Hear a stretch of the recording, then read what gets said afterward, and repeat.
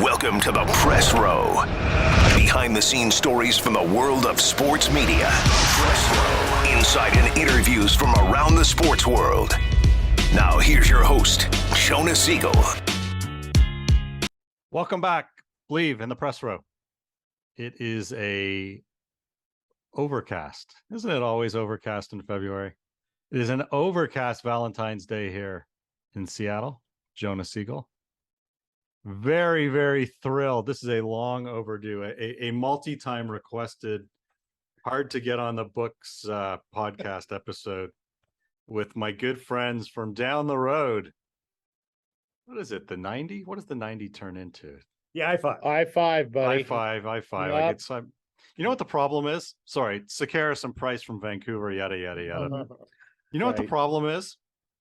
When you move to new places and you got GPS in the car, Exactly. you never learn your way around. Like phone numbers. Exactly. Yeah. I don't know phone Right? numbers anymore. I don't know freeways or interstates. I do know we've said yes every time you've asked us on the podcast, though, and No, with very little delay. No, it's so not the I don't yes or appreciate no, it's not the yes or the no. It's the scheduling. That's all. Right. It's just Okay. you know, it's getting By on the way, we everybody. love where the weather system is breaking. 'Cause It's Yes. beautiful here. This It's is not a an cloud in the sky. absolutely gorgeous why you live in Vancouver type of day. I mean, it's maybe even 10 degrees Celsius and the sun is out. Like you could play golf. So we all know how thrilling weather is. So yesterday, this is so for everyone east. This is how shitty it is here, right? Like I went to the mall yesterday with my daughter to look for something for Valentine's Day. We left the mall. It was probably 50 degrees, which is 5-7 degrees. I think. Yeah, somewhere in there. We walked out. It was pouring rain. It had dropped to 38. It was freezing. By the time I went out after to pick up dinner, like 2 hours later, there was a small dusting of snow on the ground. Oh, wow. When we ate the dinner, thunder and lightning and a pretty healthy dusting of snow. School was postponed this morning by 2 hours. What? Yes. and there was literally nothing on the ground. Yeah. Nothing. Wow, that's strange. So he grew up in Winnipeg and Mississauga. I grew up in Calgary and Ottawa. And He being Price, for those not. right. Yes. And you move out to the West Coast and you realize how easily snow days are attained, right? Right. I had the same thing. I moved to Washington, D.C. and I got up early because I was going to be walking to work. And I get up and I turn on the TV and the news is like the ticker's going at the bottom of the screen and every school district is closed. I'm like, closed? There must be like a monsoon outside, right? There's got to be 40, 50 feet of snow. And I go outside and there's like literally a quarter of an inch. I'm like, oh my God. Yeah. Life is hard. You know what? Yeah. Just give us Yeah. a break every But once in you a know, while. like driving up and down some of those hills in downtown Seattle, I wouldn't want to be Well, out that's there what it is. That's what it with is. motorists It's in there. inappropriate tires It's on there. those hills. And it's the people that live in the sticks that can't get, the kids that can't get into the more Right. suburban areas, right? The buses and all that. But anyways, how are you, boys? That's why you had us here, right? To talk weather. Absolutely. Yeah, yeah. To Got talk it. Good. appropriate and inappropriate snow days in the We don't Pacific talk Northwest. weather. We don't talk politics. Anything else goes. All right. So how are you? What's going on? What's new? What's exciting? We're fantastic. Yeah, we're primed for NHL trade deadline here at the beginning of March. We've just had a fantastic month listener wise because of all the zaniness that's going on with the Vancouver Canucks. They keep us hopping, they keep us on our toes. And you know, day by day, Jonah, we learn more and more about this digital space that you've roped us into and all the different comings and goings of this ever-changing industry. Yeah, So the Canucks have been a gift because they've been a train wreck for years now. And it's really unbelievable when you look at the digital charts. You can have upwards of 3 to 5 Vancouver-based podcasts in the top 10 of the national charts, you know, competing against far bigger markets like Montreal and Toronto, which should have legacy shows that are at the top every week. But Vancouver has just got a lot of storylines, so we're thankful for that. it's a pretty connected province and online community. Yeah. We saw that with the Canucks going back like 10, 12 years when they were one of the better run organizations in all of pro sports. Like they were a leader in digital. They had some fantastic people working for them. Kevin Kinghorn was, behind the scenes planning all that. And we would hear stats about like just how many people would visit canucks.com, and they were early on the content creation side of things. So, we've been really talking to an audience that's been well schooled, well prepped for the transitions that we're seeing in larger media trends. So yeah, response has been excellent here in BC for the 2 years. We're coming on 2 years, Jonah, that we picked up our radio show and moved it to the digital space here. And of course, you were a very useful sounding board for us, my friend. So thank you for all your help. So for those who don't know, when you cover the media like I do, I talk to people, and part of it is there's a lot of trust. And you're both in the media, and people say to you all the time, this is off the record, and hopefully in your jobs, because it is your job, you respect that. With me, it's not my job, it's my hobby. I respect it because I have nothing to gain by not respecting it. Certain things do keep me up at night, and you, Matt, you and I have known each other a long time. You were the first guest I ever had on a podcast. Yeah. Steve McAllister heard I was doing this down at the College of Sports Media. He put you and I in touch. Yeah.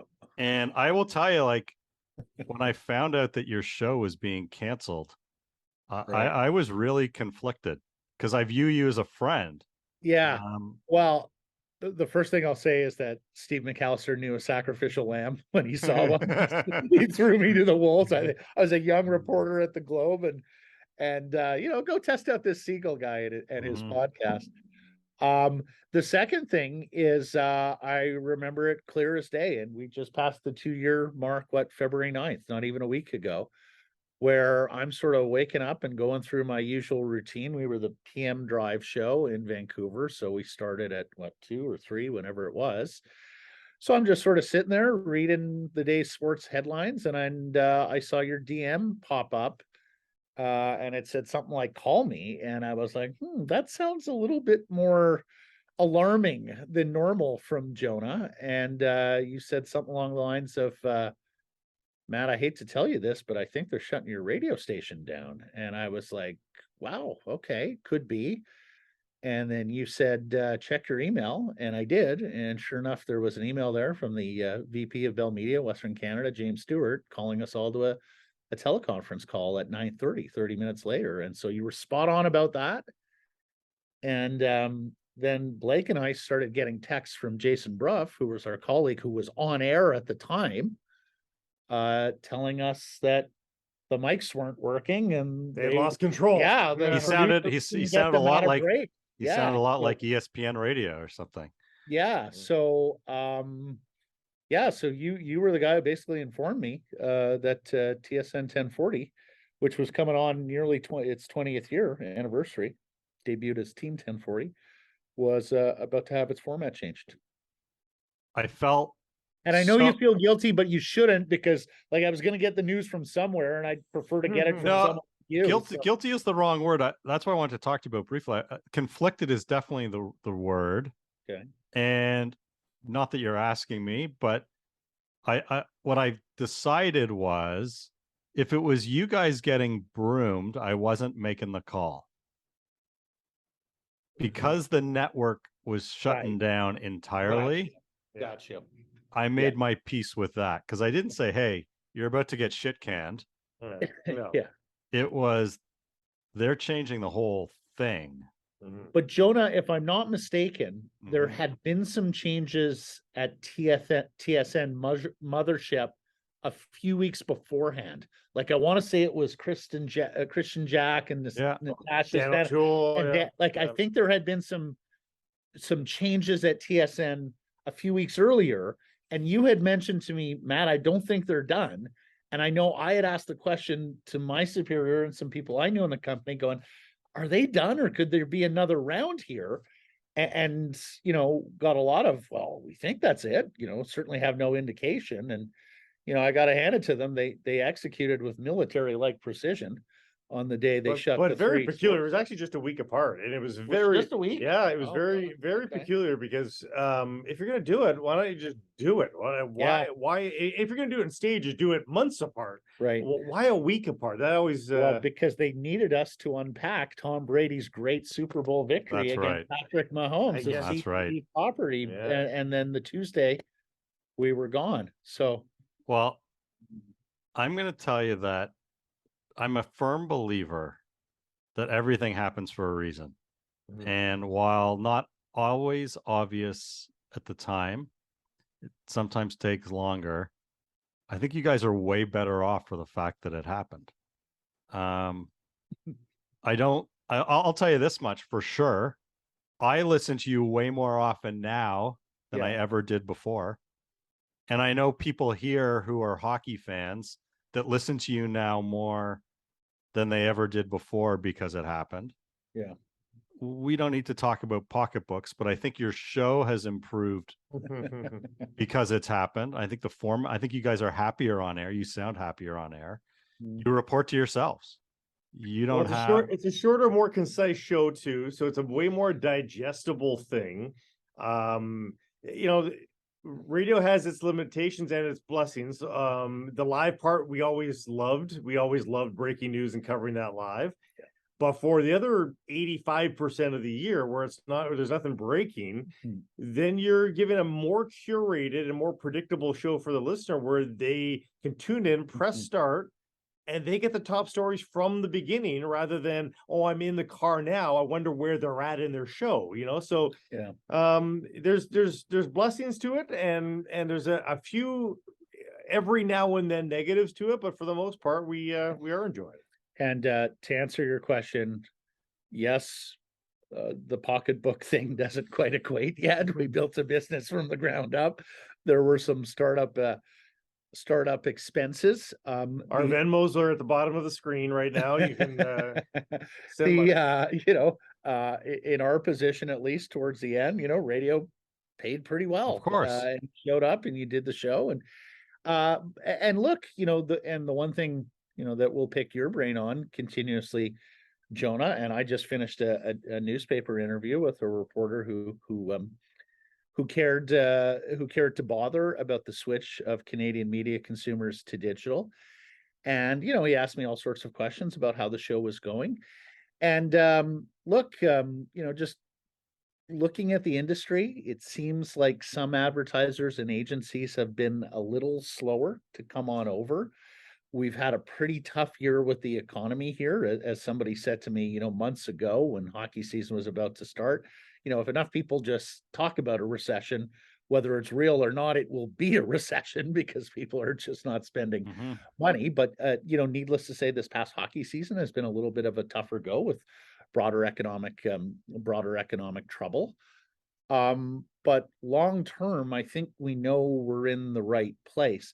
Like, Jonah, I may have told you this before, but I sat in on a Globe and Mail meeting out here when I was in the BC Bureau a number of years ago, and had somebody at the front of the room talking about how many millions of dollars they were going to plow into a new publishing plant. And I just got an uneasiness in my stomach and went, God, I've always just wanted to work for the Globe and Mail and be in newspapers, and this is my paper and this is my spot. But I just don't know if this industry is going to sustain me for what's left of my career, of which there were decades. So I think if I was in radio right now, I might have the same sort of pit in my stomach. So in my real world, I work in technology and tend to be on the retail side of things. And I find that so much of what we do and live in is gobbledygook, and we get stuck in what I call alphabet soup. And we're so worried and caught up in labels and what we call things. And I used to work at Holt Renfrew, and there's one in Vancouver. And, we used to talk about, are they shopping online? Are they shopping in store? And the buzzword back then when I worked at Holt's, when we were going online, was omni-channel. And we wanted to empower the consumer to shop however, whenever, on whatever they wanted. And I was talking to somebody this morning about what you guys do, and that is we're so caught up in this talk of radio is dead. Like, okay, radio is dead. If that makes you feel good to say that terrestrial radio is dead, then fine, radio is dead. But what we're really talking about is listening, and the act of consumer listening is not dead. And we've empowered listeners to listen on whatever, however, whenever they want. And people are going back to work. And when they get into their car, or when they get on the treadmill, or when they're on their Peloton, or when they're just out for a walk or doing whatever, they're choosing to tune in to whomever on whatever and listen to whatever they want. So we can talk about radio being dead, but active listening, be it music or talk, is far from dead. Well, the synergy that we're seeing there, I think, is that it seems like an old timey thing to just listen. Why wouldn't you watch something while you listen too? But what the thing that counters that is that in our society, doing one thing is not enough, right? Everybody, you got to be doing one thing, and so you can listen whilst you do work. You know, a lot of people will listen while they're typing away on a project, putting together their PowerPoint, whatever they're doing. They can listen to something. They were, as you chronicle, working out, whatever it is. So I think what we're seeing, it seems to be a renaissance. And ironically, I was never a radio listener before I got into radio. I wasn't a podcaster before I got into podcasting. But it's all the rage. It's what people are doing. And yeah, who'd have thought that listening to something would never go out of style, but it's not. Well, and I mean no disrespect when I use this label, ironically. We all have ADHD. And it's why TikTok is so popular, because it's these small bites of audio visual entertainment that's curated very well to us. And, you know, we're all trying to be a little bit more outdoorsy. We're all trying to be a little bit more active. And if I can consume something that's engaging to me, that's directly to me, then I'm going to do it. And the smart outlets, whatever those are doing it in bite-size segments that I can say, oh, it's a gambling one, I'm not interested in that. Oh, they're talking about soccer, I'm not interested in that. Oh, they're going to talk about the Canucks, I'll listen to that. Oh, Dreger's coming on, I'll listen to that. Or, oh, I don't want to listen to Mike John. Like, whatever it is, I can pick and choose a whole variety of topics that are now interesting to me, as opposed to sitting in the car where we used to go push, flip, flip, flip, flip, flip. You don't have to do that anymore. But the behavior is the same. And Jonah, and first of all, it's incredible you use the word omni-channel, because we encountered that with the sponsor just last week. One of the things that I think has changed and will continue to change, and certainly since the last time I talked to you and joined this show, and I've got an example of it as recently as Friday, where an older gentleman I know, a successful business guy here in Vancouver, who several months ago basically asked me, how do I listen to you? I used to listen to you all the time on 1040. How do I listen to you? And I walked him through how he could follow the podcast or how he could listen on our website. And I saw him at dinner on Friday, and he said to me, Matt, I've figured out how to get you guys in the car now. See? Game changer. Right. Because first of all, a lot of the cars of a certain vintage, the technology just isn't there. You know, you can't stream to your car sound system. And that those that do have it, and some of the early ones were a little more complicated. Now it's like push button simple for a lot of cars, particularly newer models.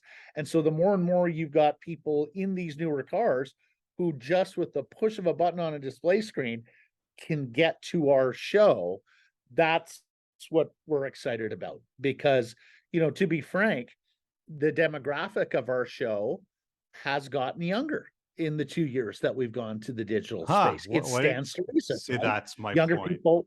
Yeah. So, you know, we've actually specifically marketed and targeted that older sports talk radio demographic that didn't come on over to us in the digital space in the same percentages, you know, that the younger listeners did. And of course, we picked up a bunch of younger listeners. So that's big for us, making sure the 55-year-old guy can still listen daily because he knows how to get us in the car, has a lot of potential there. And how often are you guys worrying about the fine folks at Numeris these days? I'm my own numerous now. He lets me stew on the spreadsheets. Yeah, and, so Blake crunches all the numbers for us. But you ever look at Numeris? no, Sometimes I come across it, just as a fascination. No, right. And, My point. So how nervous do you think they are? That's my point. Like, talk well, about a dinosaur. Quite frankly, they should be, because I don't know how you put those numbers out there and think It's they're meaningful embarrassing. and It's embarrassing. representative. In today's world of big data and micro targeting and all the things that we can do to gauge, it's neither data nor big. Or representative. Actually, Jonah, maybe no, and that's the big part, right? Like, there are careers at stake here that are being decided. Decisions are being made on people's careers and futures based on small sample diary books. So I may be talking a little out of school here, but Blake and I hosted an advertiser event a year ago in December. Conference, yeah. And they asked us to put together a little welcome video. And so we put our welcome video together, and there was a punchline about Numeris. Well, it just so happened the Numeris table was right behind us. And the glares we were getting from the people at that table was still... Yeah. Well, they deserve it. Well, they deserve it. Yeah, well, they built a paper tiger. So, I mean, yeah, they deserve it. Yeah. It's no different, with all due respect, to the taxi drivers showing up at the airport going, where's my business gone? Yeah. You had an option to change. Yeah. You've enjoyed a monopoly for as long as you have. Customer service was not your thing, and you decided to screw the customer. And guess what? Yeah. Life passed you by. Especially here in Vancouver, Jonah, it was fundamentally the worst taxi cab city in North America. You could be at a downtown Vancouver hotel and wait 20-25 minutes for a cab on a rainy Friday Because night. the analogy, doormen would have to explain sheepishly why it was taking so long. The analogy works better if the previous taxi industry took people to the wrong direction, to the wrong places, because let's not talk about your airport, because I've got horror stories about your airport. Okay, Numeris was taking you in the wrong direction. So I've got some Vancouver questions, and let's leave politics aside, I promise. But who did more damage to their reputation, Mayor Giuliani or Jimmy Rutherford? Oh, wow. Wow. I mean, talk about a guy like Jimmy Rutherford comes to Vancouver. He didn't need the job. No, right? Like if he doesn't take that job and he sails off into the hockey sunset, he's won cups. I don't know if he could walk on water, but it's pretty damn close. The guy's got a stellar reputation. Hall of Famer, right? Right. Yeah. Like I don't think too many people had bad things to say about the guy. Yeah. Until his hair dye starts leaking. I was just gonna say, until he becomes the punchline in a Borat movie. No. Now we're talking. Now we're going politics. We promised no politics. Those are facts. Hey, you brought up mayor. You brought up America's mayor. But he could have. Let's not talk about what he did. But September 11th comes along. Mayor Giuliani was the man. Right? Yeah, no, absolutely. I saw the recent CNN doc on him. But I mean, he still might be in some legal trouble. So let's leave him alone for the mayor. But you're right about Rutherford, and yet, Jonah, if I can borrow your taxi cab analogy, it was pretty well known around the NHL what working for this ownership group is like. All right, so had done his due diligence, he would have known this is a high maintenance interventionist ownership group that has specific beliefs on how a team should be built and how year in, year out, they expect to be in the playoffs, and rebuilding isn't for us. But that's off ice. He's even admitted on the ice, he is surprised by how much work needs to get done. So even on the ice, he didn't do the due diligence. And now he's pledged to, quote, zip it and not speak publicly as much. So, but wasn't that the answer? Wasn't that the answer earlier? I mean, wasn't that a big part of the problem, that he was talking too much? Well, not only talking on two levels. number one, virtually everyone around the league knew he was looking to replace the coach. And then he came out publicly, and this was extraordinary. Like, I don't think Blake and I had ever encountered this in our career. He came out a week before they actually fired Bruce Boudreau and said that, yeah, he had talked to other candidates. With That's the my caveat, point. well, I'm not looking to replace him now, but you were, And we all know that stuff happens, but you Yeah. don't say the quiet parts out loud. yeah, and he didn't have permission to fire Boudreau, and that needed to be the first domino to fall here. Yeah. And they rushed their fences. Boudreau was never Alvin's guy, and Rutherford wanted to back his new general manager, and rightfully so, because for those who don't know, the coach was hired by the owner, so they did it ass backwards. And the Vancouver Canucks have been a study in bad process for a decade now, and that's why they've been one of the worst teams in the NHL for the last 10 years. It's hard for fans to appreciate that there's only 32 jobs. Yep. And that when you take one, you have to report to the owner. Right.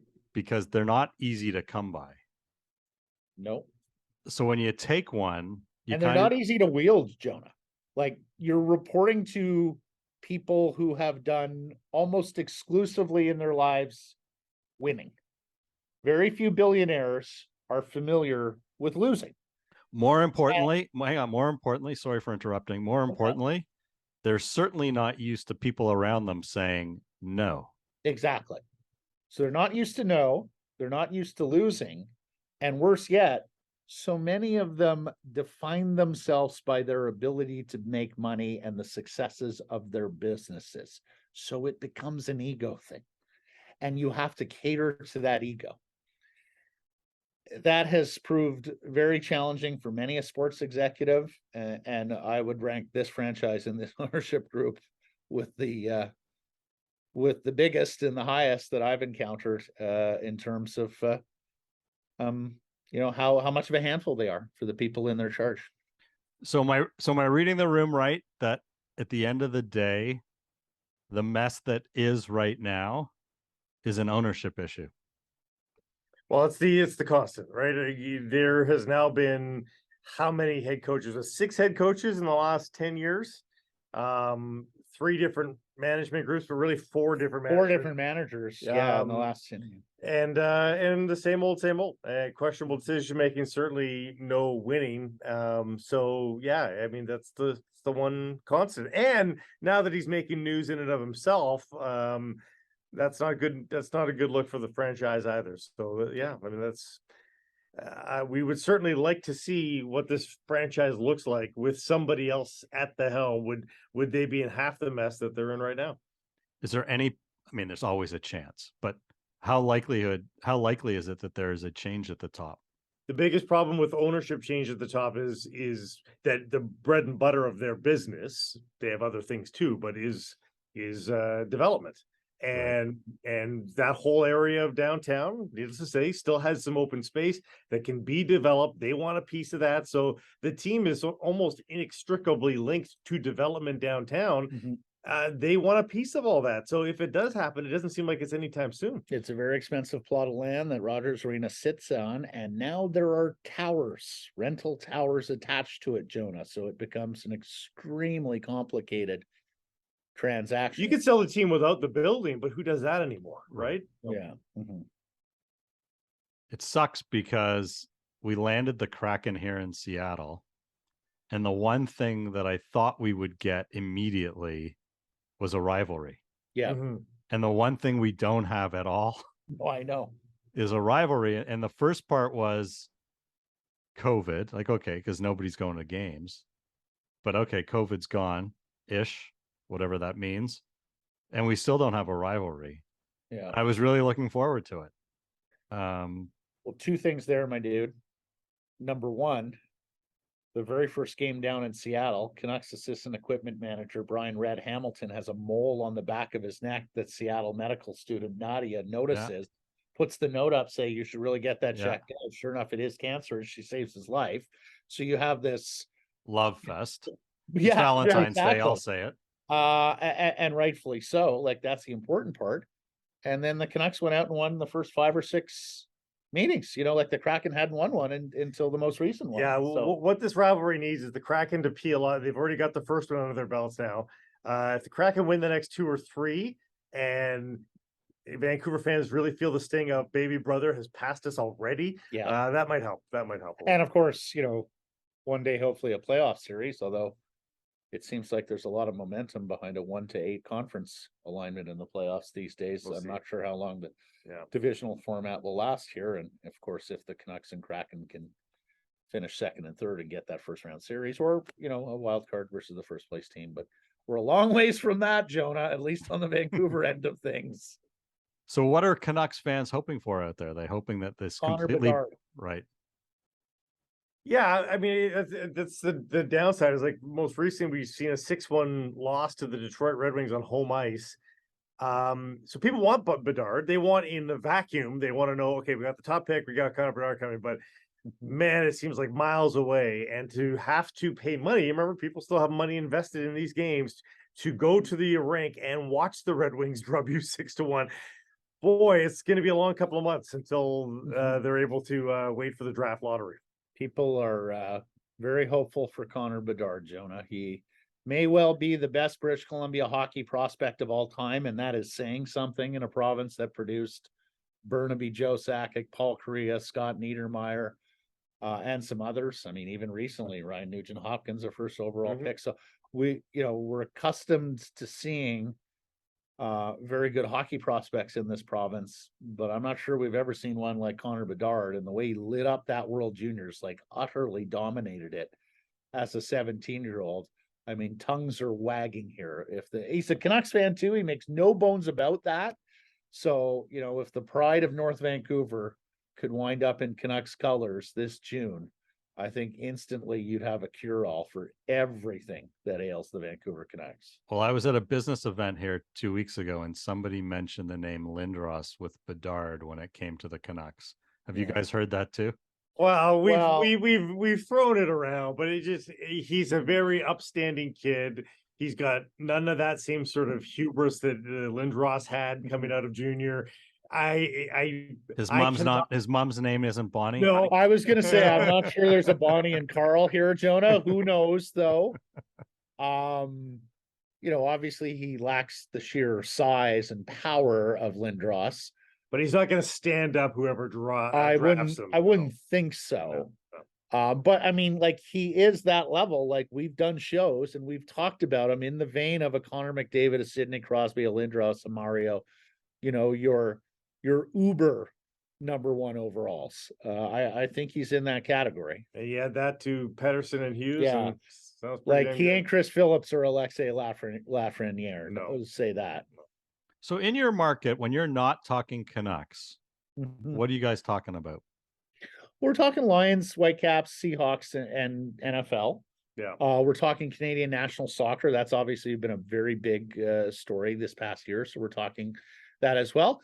As you well know, my dude, Seattle Mariners and Toronto Blue Jays fans, this is sort of like our Red Deer or midpoint where the battle happens. A few more Blue Jays fans than Mariners fans, but needless to say, the M's fans have the upper hand, bragging rights after the playoff series of last year. So there was a baseball season last season. Yeah. I don't remember that. Are people getting excited for baseball season? Yeah, and of course NHL at large. I'd say our biggest disappointment in our new show for the two of us, we had a great Seahawks insider, Greg Bell from the Tacoma News Tribune, who we just think is a fabulous writer. Yes, he's terrific. Just a good friend too, and we just realized that we probably couldn't spend the amount of time on the Seahawks that we used to, and so we've stopped having him on the regular on the show. He was on not too long ago, but yeah, we really enjoyed our discussions with him, and we enjoyed deeper dives into the Seahawks, and we don't lend ourselves to that anymore. Jonah, we basically synthesized our guest list to people who can talk Canucks or NHL at large, and if we need to branch out, we go and find those guests to talk on one-offs. Yeah. So the Alouettes, I see, were reclaimed by the league today. Yes. Yeah.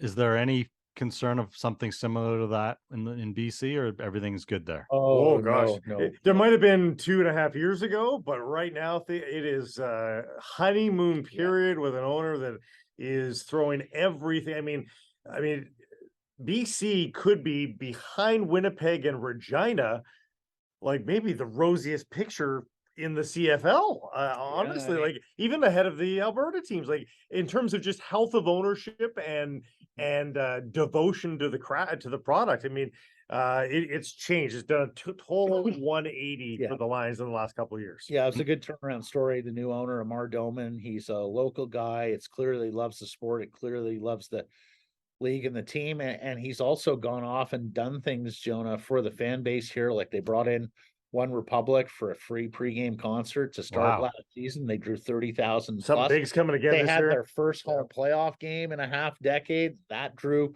a big crowd as well. He has capped the prices of drinks for the pregame party that's on the plaza here, Terry Fox Plaza. So you get a $5 beer or a $5 cocktail. And he's even recently said, you know, I realize inflation's a thing, but inflation is not going to affect our ticket prices. So he's really sort of wrapped his arms around the public, and they've returned that in kind. An MVP quarterback didn't hurt either Yeah, this the year, Canadian but quarterback was quite a story. It was an unforgettable summer there till he got hurt. But they draw fans. That's They do. They're back to drawing better. fans. Yeah. Yeah. I mean, we'd love to see 5,000 more on the regular there, but they are in a way better spot. yeah, Way better they've spot. averaged over 20,000, and I think there's reason to believe they can do better this year if the team holds up its end of the bargain. Well, that's awesome. Well, it's really good to see you guys. I hope Yeah. with COVID, as I said, hopefully in the rearview mirror ish.